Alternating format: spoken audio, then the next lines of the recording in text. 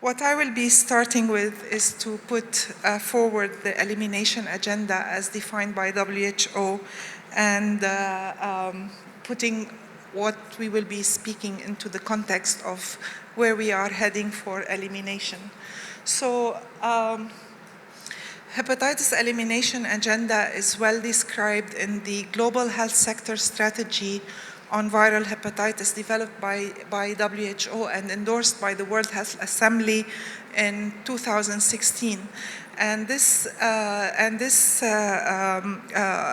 Global Health Sector Strategy looks at a world, has the vision of a world free from viral hepatitis, and where all those affected are receiving the necessary prevention, diagnosis, care, and treatment. And also it aims at eliminating viral hepatitis by 2030. When we say elimination, it has a meaning, and this actually fits within the global agenda of universal health coverage. When we say universal health coverage, we are talking about more people covered, and here you have the small cube where this is the current status, of course not to scale, but just schematic drawing. This is the current status, and we look at giving more services, more packages of services to more people while avoiding catastrophic payment on their lives. And this is what the Universal Health Coverage Agenda looks at, and this is where this global health sector strategy is rooted.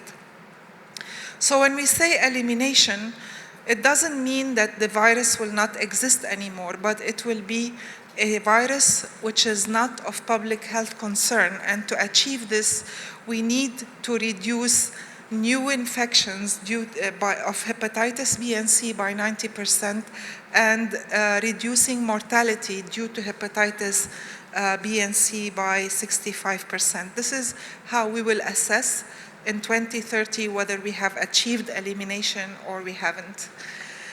Actually, also the Global Health Sector Strategy looks at a continuum of services, not only treatment, not only screening, not only prevention. It is a whole continuum.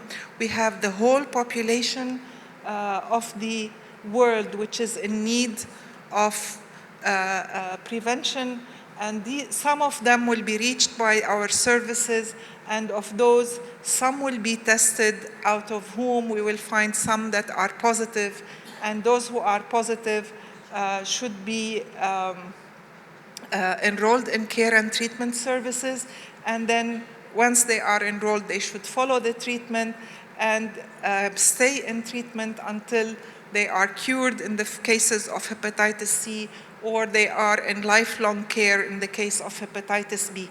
So it is not one thing. We see this as a continuum. We cannot do prevention and forget the rest. We cannot do testing and forget the rest. We cannot do treatment and forget the rest. And with all this continuum, different people have different needs and different demands for services. So where we are in the Eastern Mediterranean region from this elimination, I'm talking Eastern Mediterranean region of the World Health Organization, and this region extends all the way from Morocco along North Africa, including Sudan, Djibouti, Somalia, all the way up to Pakistan, excluding Turkey and Israel, but the Palestinian territory is included. So to translate this global health sector strategy, we have a regional action plan for its implementation. And this has adopted the vision and the goal and the targets of the global health sector strategy, and it set tenfold reduction in new infections and threefold reduction in mortality due to viral hepatitis by 2030. This is what the region's ambition is, but hopefully with the efforts of Egypt, we will be exceeding it soon.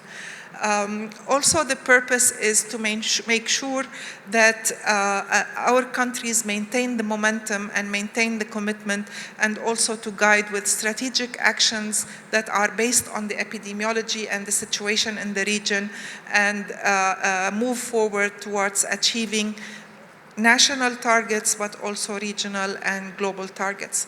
And we talk in these to everybody who's working on hepatitis, be it policymakers, be it managers, be it implementers, be it civil society, private sector, donors, academia. Everybody has a stake in hepatitis, and this is what this regional action plan talks to. Now, in terms of the situation, we see that our region is quite well affected by both viruses, B and C. However, countries are disproportionately affected. The darker the color, the more the prevalence or the burden of disease. So you see, in hepatitis B, we have more the African countries are more likely to be affected by B in addition to Oman. But in C, it is mainly it's mainly Egypt and Pakistan that are most affected by hepatitis C. As a whole, our region is of moderate endemicity of hepatitis B. However, it ranks third highest among all regions of the world. Currently, the prevalence of hepatitis B is 3.5%. A total of 257 million in the world are affected. In our region, the red bar. So our prevalence of hepatitis B is very close to that of the global, and 21 million of those 257 live in the region.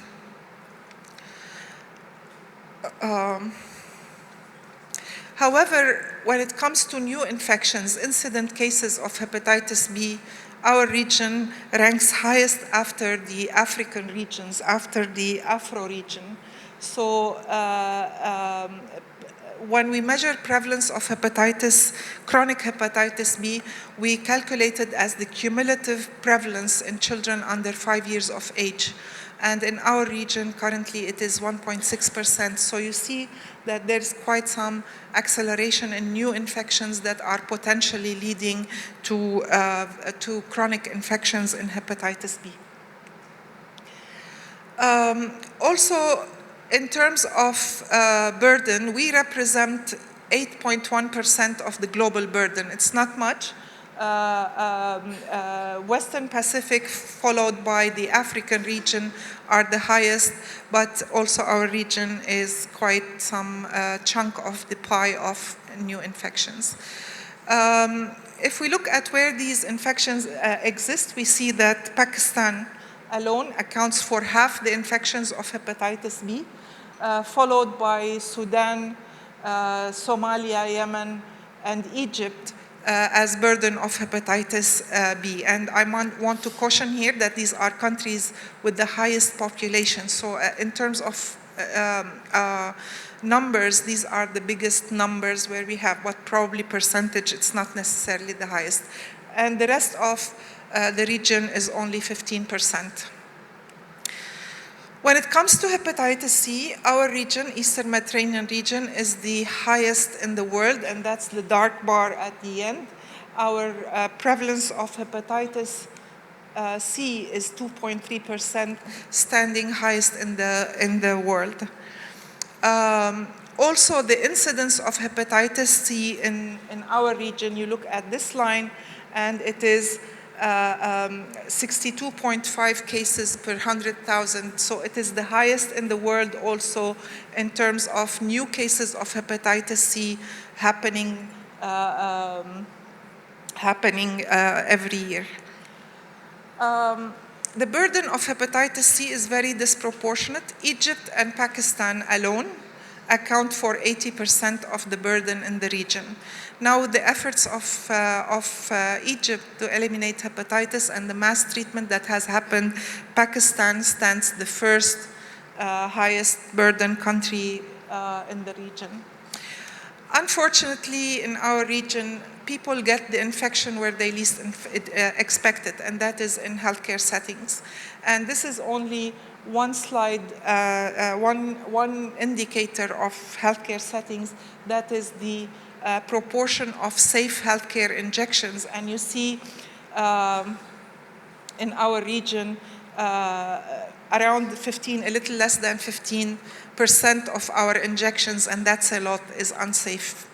Never mind a lot of injection and unnecessary injection.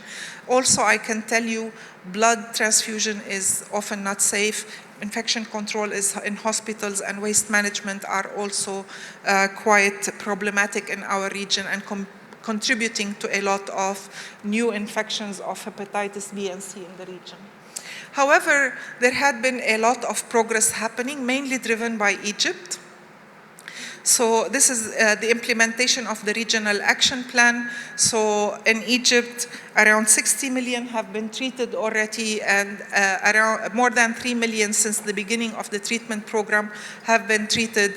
And that is driving actually the whole world indicators higher and moving forward. 15 countries have designated specific programs for hepatitis, 15 out of 22 countries, and 17 have developed their national strategies, and that puts us in hope actually that things will move in time for the 2030 targets. In Pakistan, there had been a major pledge that was made in at the World Hepatitis Day on the 28th of July, where the Prime Minister launched an initiative to screen 140 million people and treat those who are positive, and also to ensure 100% blood safety and 100% injection safety within his term, that is within the coming 5 years. However, hepatitis B interventions remain very, very slow. Current coverage of hepatitis B birth dose vaccination stands at only 34%, and the target, of course, is 90%. We are doing better in childhood vaccination, the pentavalent, the vaccination before the age of 5. And we're currently at, I think, 88%, but the birth dose is the most effective intervention, and we're not achieving that. When we look at the cascade of care, that is the continuum that I showed you from the people who need the intervention. This is all people living with hepatitis B in the region, and that is 21 million people. Of those, only 351,000 were diagnosed, and the number treated is negligible. So hepatitis B access to healthcare services is still very, very, very limited. We are doing in hepatitis C a little better, and that is basically Egypt who's doing better, not all the countries of the region. So of the total 15 million who are on treatment, who are infected with hepatitis C, 3.6 million were diagnosed. I'm talking here at the end of 2018, before the campaign of 100 million Saha in Egypt done. And 2.5 million treated. I think this year it will increase by the 60 million of Egypt that were diagnosed, and the, screened, and those who are diagnosed, and the number that are treated. We don't have data on viral suppression. We don't have data on viral suppression, unfortunately, but hopefully we will be getting more data soon. One population that is currently being ignored, and that's the people who inject drugs. We will be hearing from my colleague Eli Araj about this. Definitely, in countries that have safe healthcare in our region, and even in countries that that have generalized epidemics of hepatitis B and C, people who inject drugs are highly affected by both hepatitis B and C. We currently estimate we have 800,000 to 1 million people who inject drugs in the region, and the harm reduction services that are intended for preventing infections in these groups are very limited. The global target is to distribute 200 syringes per person per year. What we are attaining is only 25 syringes. And we will hear more details about this group from my colleague. So in summary, there is a big, ambitious agenda of hepatitis elimination, both globally and at the regional level. Our region is challenged by a high burden of both diseases and the fact that the risks are there and the new infections are there. We have seen progress. However, this progress is driven by Egypt, and it doesn't represent all countries. And that signs of increasing commitment in various countries of the region, as I explained to you in one of the slides, are there and give us hope. However, hepatitis B needs much more attention, and people who inject drugs need much more injection. And I stop here. Thank you very much for listening.